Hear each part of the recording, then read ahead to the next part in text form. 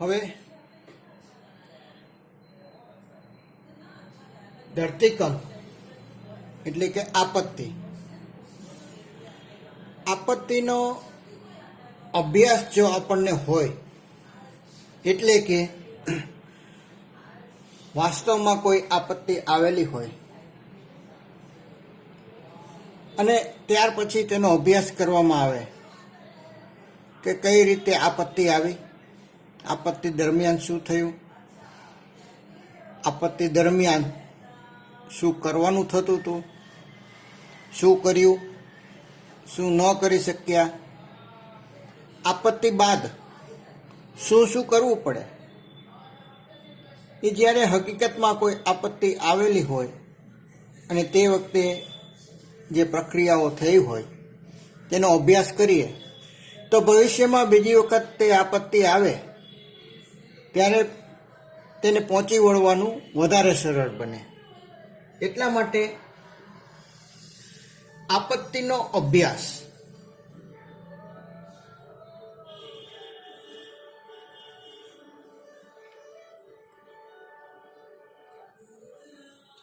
કોઈ પણ આપત્તિ માટે આ ખૂબ જ જરૂરી વસ્તુ છે.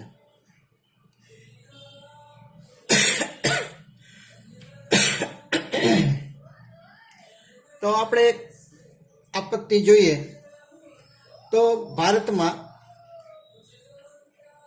2001ની 26 જાન્યુઆરીએ ગુજરાતમાં ભુજના ભચાઉ પાસે કેન્દ્ર બિંદુ ધરાવતો 7.9ની તીવ્રતાનો ભુજના ભચાઉ પાસે કેન્દ્ર બિંદુ ધરાવતો 7.9નો ધરતીકંપ આવ્યો. આ ધરતીકંપ આવ્યો ત્યારે 26મી જાન્યુઆરીને કારણે મોટાભાગના કર્મચારીઓ રજા ઉપર હતા અને પ્રજાસત્તાક દિનની ઉજવણી હતી, જેમાં ગુજરાતના જે તે વખતના 25 જિલ્લાઓમાંથી 21 જિલ્લાઓ સુધી આ ધરતીકંપની અસર થઈ. 25માંથી 21 જિલ્લામાં અસર થઈ.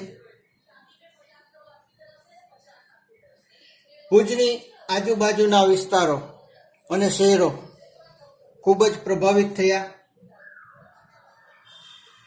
આ ધરતીકંપની ધ્રુજારીનો અનુભવ મહારાષ્ટ્રમાં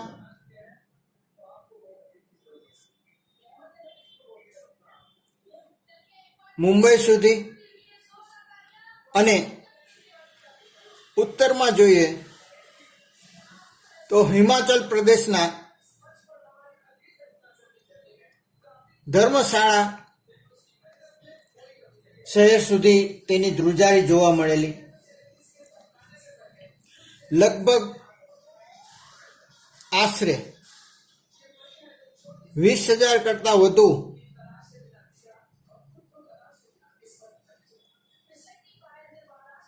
મનુષ્યોના મૃત્યુ થયા. આ ઉપરાંત સમગ્ર ગુજરાતમાં અનેક શહેરોમાં મકાનો અને ફ્લેટ પડી ગયા. ભુજની અંદર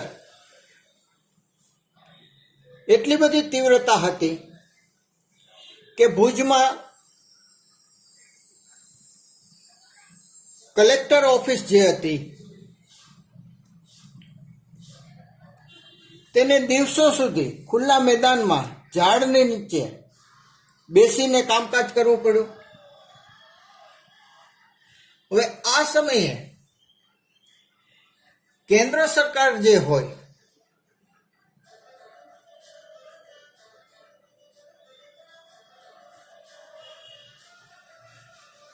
તેની ભૂમિકાઓ જોવામાં આવે તો કેન્દ્ર સરકાર બચાવ અને રાહત આ બે મદદ કેવી રીતે પહોંચાડી શકે?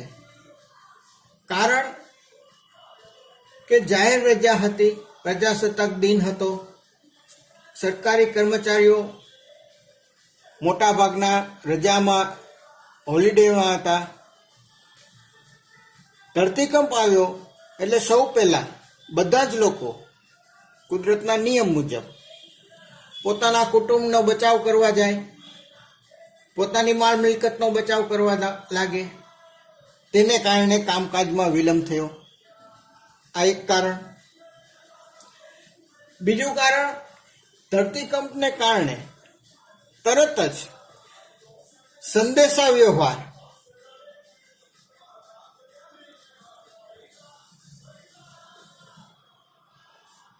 કે ટેલિફોન એટલે કે લેન્ડલાઇન અને મોબાઈલ આ બંને ક્ષતિગ્રસ્ત થયા. એટલે ટેલિફોન કે મોબાઈલ દ્વારા કોઈ પણ સંદેશાની આપ-લે થઈ ન શકી. આ ઉપરાંત જેમ કહેવત છે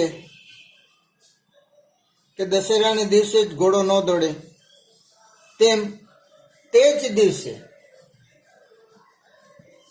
ભુજ કલેક્ટર કચેરીમાં રહેલો સેટેલાઇટ ફોન બિનકાર્યરત હતો. એટલે સેટેલાઇટ મારફત પણ સંપર્ક ન થઈ શક્યો, એના કારણે વિલંબ થયો. આ ઉપરાંત ભુજ એરપોર્ટ ધરતીકંપને કારણે ખૂબ જ ક્ષતિગ્રસ્ત થયું. એટલે જે તુરંત વાહન વ્યવહાર હોય, ઝડપથી જ વાહન વ્યવહાર જે હોય તો કયો છે કે વિમાન માર્ગ, હવાઈ માર્ગ. તો એરપોર્ટ ક્ષતિગ્રસ્ત થવાને કારણે હવાઈ માર્ગ બંધ થઈ ગયો. તેને કારણે કેન્દ્ર સરકાર તેમજ રાજ્યનું પાટનગર ગાંધીનગર ત્યાં સુધી સંદેશો પહોંચવામાં બહુ વિલંબ થયો. તેના કારણે તરત મદદ ન મળી શકી. પરંતુ જેવી જાણ થઈ તેવું તરત જ સૌપ્રથમ કેન્દ્ર સરકાર દરેક રાજ્યની રાજ્ય સરકારો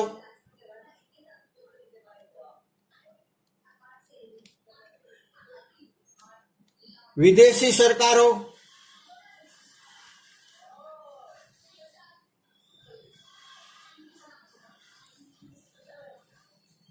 દેશની અને વિદેશની સંસ્થાઓ મારફત બચાવ અને રાહત માટેના ટીમ તેમજ બચાવ અને રાહત ના કામમાં આવે તેવા સાધનો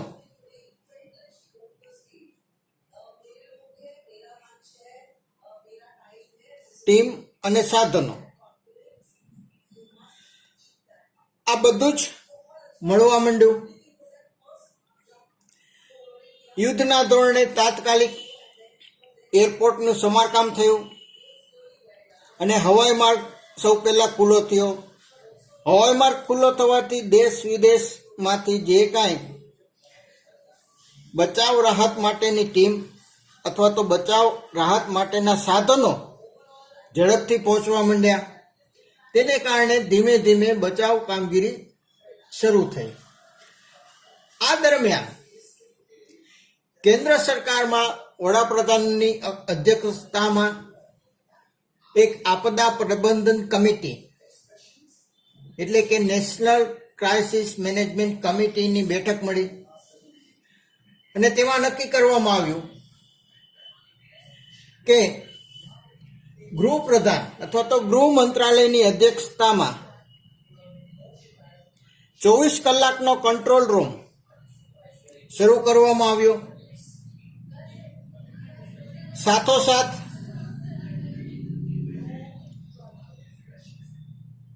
ભારતીય નૌકાદળ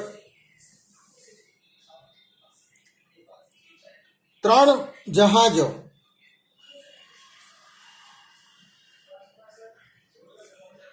ભુજ મોકલ્યા. કારણ કે ધરતીકંપ એટલો બધો તીવ્ર હતો કે કોઈ પણ બાંધકામ હોય તો ભુજમાં એ બધું ધરાશાયી થઈ ગયું હતું. ઇવન હોસ્પિટલ તે ધરતીકંપને કારણે મનુષ્યને જાનહાનિ થઈ હોય, ઈજા થઈ હોય તો એના માટે હોસ્પિટલ નહોતી. તો આજે 3 જહાજો આવ્યા, એમાંથી 2 જહાજો હોસ્પિટલમાં કન્વર્ટ કર્યા. કારણ કે ભુજથી રસ્તાના માર્ગે આજુબાજુના મોટા શહેરોમાં જઈ શકવાની શક્યતા નહોતી. એટલા માટે દરિયાની અંદર જહાજમાં હોસ્પિટલો શરૂ કરવામાં આવી. આ ઉપરાંત કામ કરવા માટે, કારણ કે સ્થાનિક લોકો જે હતા એ બધા અસરગ્રસ્ત હતા અને અચાનક આવી આપત્તિ આવી પડે તો સમજદાર વ્યક્તિ પણ પોતાના માનસિક સંતુલન ગુમાવી દે. શું કરવું શું ન કરવું એનો શૂન્ય અવકાશ ઊભો થાય. એટલા માટે સ્વસ્થ માણસોની 20,000 જેટલા લશ્કરી અને 5,000 જેટલા અર્ધ લશ્કરી જવાનોને ભુજ મોકલવામાં આવ્યા. કારણ કે તે બચાવ અને રાહત કામગીરી કરી શકે. સાથોસાથ હવાઈ માર્ગ તો ખુલ્લો થઈ જ ગયો હતો, પણ રેલવે માર્ગ શરૂ કરવા માટે રેલવેના અધિકારીઓ, એન્જિનિયરો અને રેલવેનો તમામ સ્ટાફ પૂરતી સાધન સામગ્રી સાથે તુરંત આવીને જે જગ્યાએ રેલવેના પુલ તૂટી ગયા હતા એ પુલોનું સમારકામ કર્યું. જે જગ્યાએ રેલવેની લાઇનને અસર થઈ હતી ત્યાં લાઇન બદલાવવામાં આવી અને લગભગ 2 થી 3 દિવસની અંદર અંશતઃ રેલવે વ્યવહાર શરૂ થઈ ગયો, જેના કારણે ઝડપથી બચાવ કાર્ય શરૂ થઈ શક્યું. શરૂઆતમાં વિલંબ થયો, પણ પછી એકદમ ઝડપથી કામકાજ શરૂ થયું. સમય જતાં ફેબ્રુઆરી માસ આસપાસ સંદેશા વ્યવહાર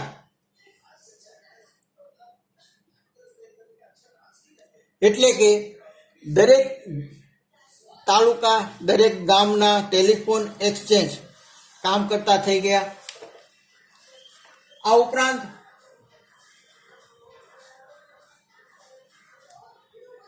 ઇલેક્ટ્રિસિટી બોર્ડ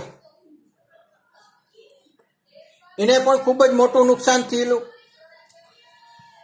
તો ઇલેક્ટ્રિકના થાંભલા પડી ગયા હોય, ઇલેક્ટ્રિકની લાઈનો તૂટી ગઈ હોય તો તેના સમારકામ માટે અથવા તો ઇલેક્ટ્રિકની વિદ્યુતની જરૂરિયાત હોય ત્યાં ઔદ્યોગિક કક્ષાના ક્ષમતાવાળા જનરેટરો મોકલવામાં આવ્યા અને નુકસાન પામેલા સબસ્ટેશનોને પુનઃ ચાલુ કરવામાં આવ્યા. ભૂકંપની સહાય માટે નેશનલ ડિઝાસ્ટર ફંડ જે હતું તેમાંથી તાત્કાલિક 830 કરોડ રૂપિયા ફાળવવામાં આવ્યા.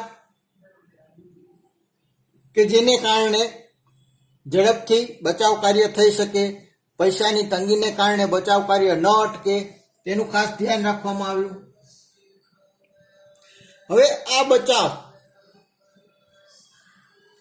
અને રાહત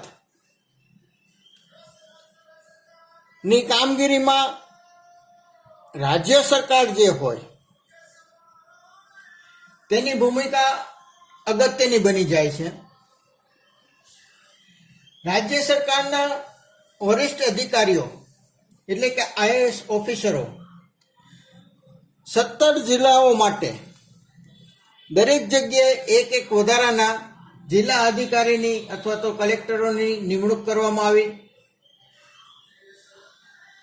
મોટી સંખ્યામાં ટેકનિકલ અને non technical staff, skilled workers એટલે કે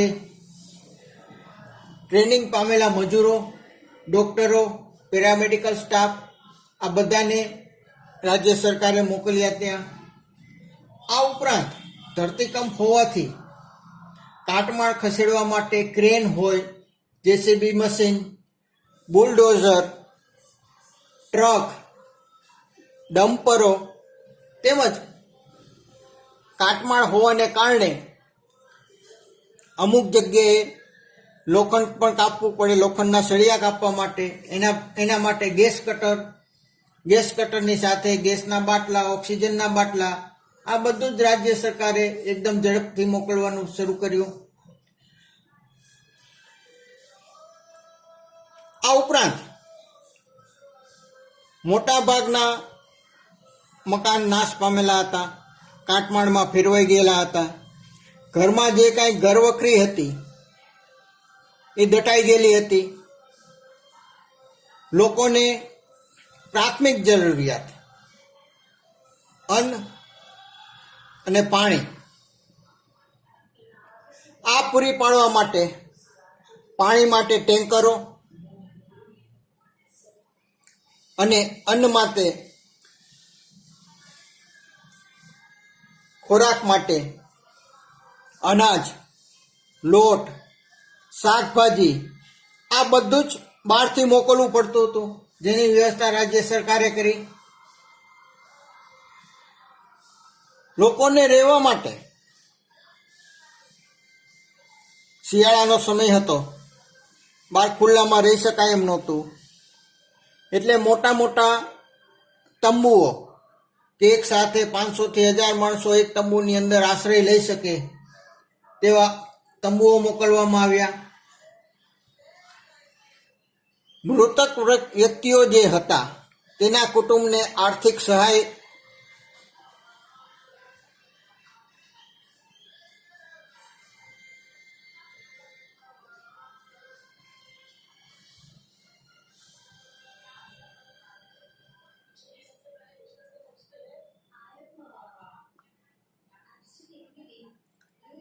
સહાય કરવામાં આવી. તો આ રીતે ધીમે ધીમે જનજીવન રાગે પડે એના માટેના પ્રયત્નો કરવામાં આવ્યા. હવે આ બચાવ અને રાહતમાં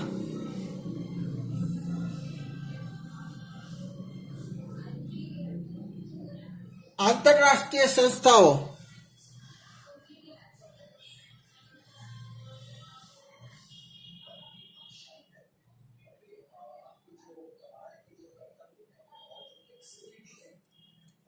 તેનું યોગદાન ખૂબ જ વધારે રહ્યું, કે જેમાં ભારત સરકારે મદદ માટે કોઈને અપીલ નહોતી કરી, પરંતુ જે માનવીય વ્યવહાર છે, માનવતા જે છે, દુનિયાના બધા દેશોમાં વ્યક્તિઓમાં માનવતા રહેલી છે. અપીલ નહીં કરવા છતાં દરેક લોકોએ તેમાં મદદ કરી. વર્લ્ડ ફૂડ પ્રોગ્રામ ચાલે છે કે જે પૃથ્વી ઉપર જે જગ્યાએ ભૂખમરો હોય તે જગ્યાએ ખોરાક પહોંચાડવાનું કામ કરે છે. તો આ સંસ્થાએ, કારણ કે ભારતમાં ભલે ધરતીકંપ આવ્યો, ભૂખમરો નથી, પણ ધરતીકંપ આવ્યો એટલે લાખો માણસોને 2 ટાઈમ જમવા તો જોઈએ જ તે. તો એના માટે જે કાંઈ જરૂરી સાધન સામગ્રી હતી તે એણે આપી, અને લગભગ 1 મહિનો નહીં પણ 4 મહિના સુધી, અને લગભગ 19 કરોડ રૂપિયાની સહાય, રોકડ સહાય કરી. યુનોની સંસ્થાઓ, જેમાં યુનોની કોઓર્ડિનેશન ઓફ હ્યુમેનિટેરિયન અફેર્સ,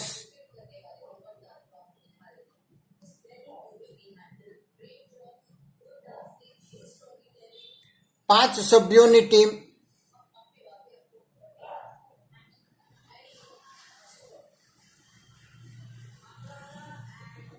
ભૂકંપની અસરકારકતા જોવા માટે, એના ભૂકંપને કારણે થયેલા નુકસાનને ચકાસવા માટે મોકલી. અગાઉ આપણે વાત કરી ગયા UNDP, United Nations Development Programme, તેણે ઇમરજન્સી રિસ્પોન્સ આપીને તેના સ્ટાફને મોકલ્યું. વિશ્વ આરોગ્ય સંસ્થાએ રોગચાળો ન ફેલાય તે માટેની વ્યવસ્થાઓ ઊભી કરી. આ ઉપરાંત બ્રિટન, તુર્કી, જર્મની, રશિયા, ફ્રાન્સ, ઇઝરાયલ, આ બધા દેશોએ પણ પોતાની ટીમો ભારત સરકારને, ગુજરાત રાજ્ય સરકારને મદદ માટે મોકલી. યુનોની સંસ્થા યુનિસેફે અસરગ્રસ્ત વિસ્તારોમાં કે જ્યાં બાંધકામો તૂટી ગયા છે, હોસ્પિટલો, શાળા, કોલેજો બધું તૂટી ગયું છે, ભંગાર થઈ ગયેલું છે, ત્યાં શિક્ષણ, આરોગ્ય, પાણી તથા સ્વચ્છતાની વ્યવસ્થાના પુનઃસ્થાપન માટે પોતાનું યોગદાન આપ્યું. આ ઉપરાંત ભારતની બિન સરકારી સંસ્થાઓ, એનજીઓ, કે જેમાં Ramakrishna Mission, Akshar Purushottam Swaminarayan Sanstha, Kutch Navnirman Abhiyan, Seva Bharati, Rotary Club, Lions Club, આવી બધી જ સેવાભાવી સંસ્થાઓ પોતપોતાની રીતે જે તબક્કામાં જે રીતની મદદ થઈ શકતી હતી એ મદદો કરી. સાથોસાથ Red Cross Society, Salvation Army, Catholic Church of India વગેરે પણ ધાર્મિક સંસ્થાઓએ પણ મદદ, કોઈ પણ ધર્મના હોય દરેક ધર્મની સંસ્થાઓએ મદદ, આર્થિક મદદ, માનવીય મદદ અને સાધન સામગ્રીની મદદ મોકલવાનું શરૂ કર્યું. અને તેને કારણે ભૂકંપ બાદની પુનઃસ્થાપનની પ્રક્રિયા શરૂ થઈ, જેમાં ખૂબ જ ઝીણવટપૂર્વક ધ્યાન રાખીને ગુજરાત સરકારના ગુજરાત સ્ટેટ ડિઝાસ્ટર મેનેજમેન્ટ ઓથોરિટીએ વિશ્વ બેંક, એશિયન ડેવલપમેન્ટ બેંક તથા ભારત સરકારની આર્થિક સહાયથી Gujarat earthquake emergency reconstruction project શરૂ કર્યો અને તેની હેઠળ 10 લાખથી વધુ મકાનોનું બાંધકામ કરવામાં આવ્યું, જેને કારણે પુનઃવ્યવસ્થાપનની પ્રક્રિયા ઝડપી થઈ. તો કોઈ પણ આપત્તિ આવેલી હોય, આ આપત્તિ જે તે વખતે આવેલી હોય તેનો આપણે અભ્યાસ કરીએ કે આપત્તિ આવી તુરત જ શું થયું, કઈ રીતે બચાવ કામગીરી શરૂ થઈ, બચાવ કામગીરી કયા તંત્રએ કઈ કામગીરી બજાવવાની એનો ખ્યાલ આવ્યો, શું શું જરૂર પડે, અન્ન, પાણી અને રહેઠાણ,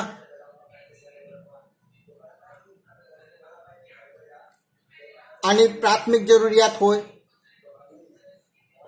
ડોક્ટરોની ટીમ એની તાત્કાલિક જરૂરિયાત હોય, આમાં કોણ કોણ આપણને મદદ કરી શકે, તો આંતરરાષ્ટ્રીય સંસ્થાઓ,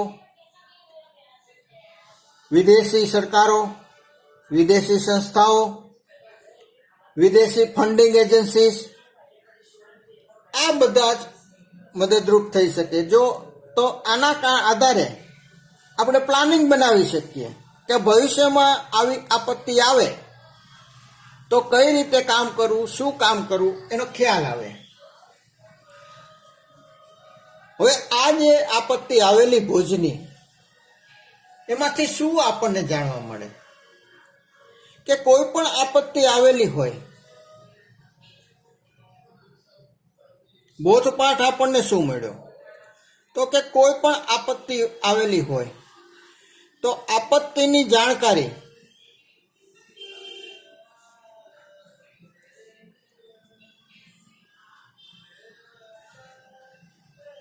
તુરંત થવી જોઈએ. કારણ કે કોઈ પણ આપત્તિ આવેલી હોય, શરૂઆતના 24 કલાકમાં મહત્તમ નુકસાન હોય અને શરૂઆતના 24 કલાકમાં મહત્તમ મદદની જરૂર હોય.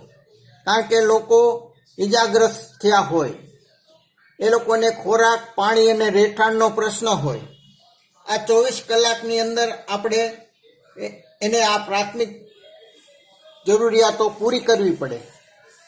તો એટલો ખ્યાલ આવે કે જાણકારી તુરંત થવી જોઈએ. ભુજના ધરતીકંપમાં શું થયું, જાણકારી તુરંત ન થઈ શકી. કલેક્ટર ઓફિસનો સેટેલાઇટ ફોન બંધ હતો, એક્સચેન્જ, સંદેશા વ્યવહાર, ટેલિફોનના ટાવરો, મોબાઈલના ટાવરો બધું નાશ પામેલું હતું. ત્યાર પછી વાહન વ્યવહાર, કે બહારથી મદદ મોકલવી હોય તો ઝડપથી કેમ મોકલવી, તો કે ઝડપથી તો હવાઈ માર્ગે મદદ પહોંચી શકે. તો હવાઈ માર્ગે મદદ પહોંચાડવા માટે સૌ પહેલું એરપોર્ટ તૈયાર રાખવું પડે. અને આ બધાની જ જરૂર હોય તો દરેક બાબતની એક એક ટીમ હોવી જોઈએ આપણી પાસે, કે કોઈ પણ જગ્યાએ આવી આપત્તિ આવે તો તરત એ ટીમને આપણે મોકલી શકીએ. અને એના આધારે ડિઝાસ્ટર મેનેજમેન્ટ કાયદા હેઠળ નેશનલ ડિઝાસ્ટર રિસ્પોન્સ ફોર્સ, જેને આપણે ટૂંકમાં NDRF તરીકે ઓળખીએ છીએ, વરસાદ આવે, ફલાણા જિલ્લામાં આટલી NDRFની ટીમ કેન્દ્ર સરકારે મોકલી, આ જિલ્લામાં NDRFની આટલી ટીમો મોકલી. તો NDRF એટલે નેશનલ ડિઝાસ્ટર રિસ્પોન્સ ફોર્સ, કે ગમે ત્યારે 24 કલાક સતર્ક જ હોય. કોઈ પણ જગ્યાએ કાંઈ પણ આપત્તિ આવી તો national disaster rapid action force જે છે એ તુરંત પહોંચી જાય અને બચાવ અને રાહત કાર્ય શરૂ કરે. આ ઉપરાંત ઓછામાં ઓછા દરેક જિલ્લા દીઠ દરેક પ્રકારના આધુનિક સાધનો હોવા જરૂરી છે. જે આ ધરતીકંપમાં આધુનિક સાધનોનો અભાવ જોવા મળ્યો હતો, અથવા તો આધુનિક સાધનો હતા પણ કાર્યરત નહોતા. ફક્ત આધુનિક સાધનોથી સજ્જ થવું એ જરૂરી નથી, તે કાર્યરત પણ હોવા જોઈએ. અને ખાસ તો અગત્યનું એ છે કે ધરતીકંપ હોય તો મોટા ભાગે બાંધકામને નુકસાન થાય. તો બાંધકામને નુકસાન ઓછું થાય એના માટે જે બાંધકામ કરવામાં આવે એ ભવિષ્યની આવનારી આપત્તિ માટે ઓછામાં ઓછી જાનહાનિ થાય અથવા તો આપત્તિ સામે ટકી રહે એ પ્રકારના બાંધકામ થવા જોઈએ. આ ધરતીકંપને આધારે બીજો બોધપાઠ એ મળ્યો કે બાંધકામ માટેના નિયમો જે હતા આ નિયમોમાં 2002ની સાલ પછી તેમાં સુધારો કરવામાં આવ્યો અને આ કાયદા હેઠળ દરેક જિલ્લામાં ડિઝાસ્ટર મેનેજમેન્ટ પ્લાન બનાવવાનો કે આ જિલ્લામાં સંભવિત આપત્તિ કઈ આવી શકે એમ છે, તો એ આપત્તિને ધ્યાનમાં રાખી ટીમ તૈયાર કરવામાં આવે, લોકોને જાગૃત કરવામાં આવે.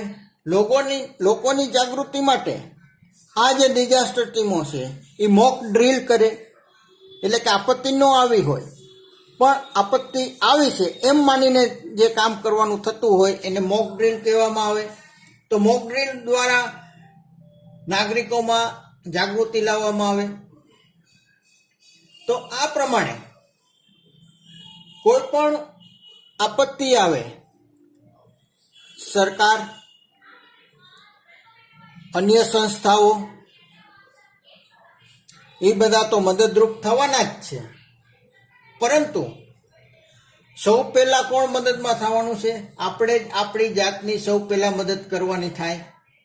તો આ બાબતે આપણા બધામાં લોકોમાં જાગૃતિ આવે એ જરૂરી છે, જેના માટે વારંવાર સમાચાર પત્રો, ટેલિવિઝન અથવા તો સેમિનાર ગોઠવીને, પ્રવચનો ગોઠવીને લોકોને જાગૃત કરવામાં આવે તો ભવિષ્યમાં આવી આપત્તિઓ સામે આપણે રક્ષણ મેળવી શકીએ. તો આ સાથે ભૂકંપ અને ડિઝાસ્ટર મેનેજમેન્ટ એટલે કે ભૂકંપ અને આપત્તિ નિયમન એ બાબતનું ચેપ્ટર અહીંયા પૂરું થાય છે. આવજો, નેક્સ્ટ ટાઈમ બીજા લેક્ચર સાથે મળીશું.